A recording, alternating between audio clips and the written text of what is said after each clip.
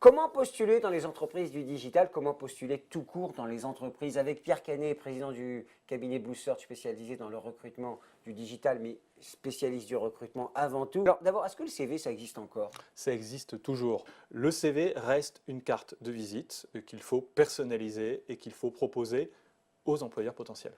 En première lecture, on va passer 4 ou 5 secondes. 4 ou 5 secondes, c'est ceux qu'on va malheureusement écarter ou ceux qu'on va regarder. Donc, il faut qu'il y ait immédiatement dans une diagonale, et je dis bien une diagonale de lecture, des informations clés. Le nom, le téléphone, la fonction occupée et le projet. D'accord. Pour demain. Le projet, ça veut dire quoi? Projet, c'est-à-dire qu'il faut être dans du projectif. Ce qui nous intéresse, c'est bien sûr de savoir ce qu'a fait la personne, mais aussi ce qu'elle veut faire.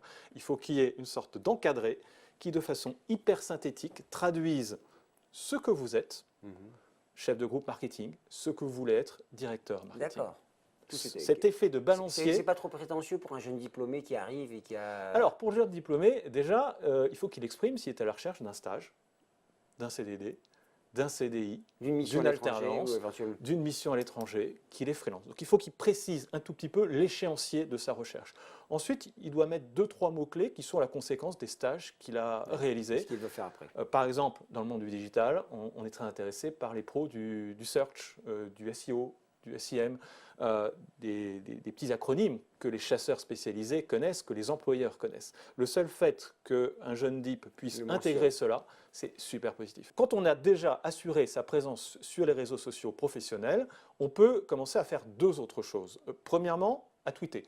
Pourquoi tweeter? Parce que ça permet de se faire repérer comme un spécialiste du sujet.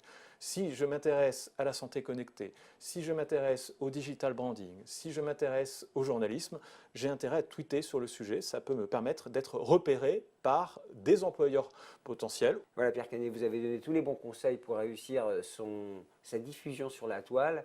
À très bientôt. À bientôt. Merci.